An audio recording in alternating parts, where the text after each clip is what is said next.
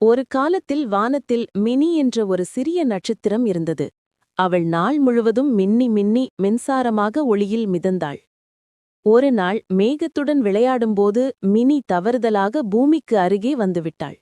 அங்கு வந்ததும் அவள் வழி தவறிவிட்டதை உணர்ந்தாள். அந்த நேரத்தில் கீழே ஒரு சிறிய குழந்தை ரயான் மினியை பார்த்தான். நட்சத்திரமே, நீ ஏன் சோகமாக இருக்கிறாய் என்று ரயான் கேட்டான். மினி கதையை சொன்னதும் ரயான் சிரித்தான்.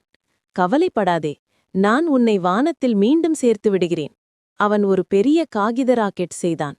மினியை மெதுவாக அதில் வைத்தான். பின் ராக்கெட்டை வானத்தை நோக்கி செலுத்தினான். பூம் என்று ராக்கெட் பறந்து வானத்தை அடைந்தது.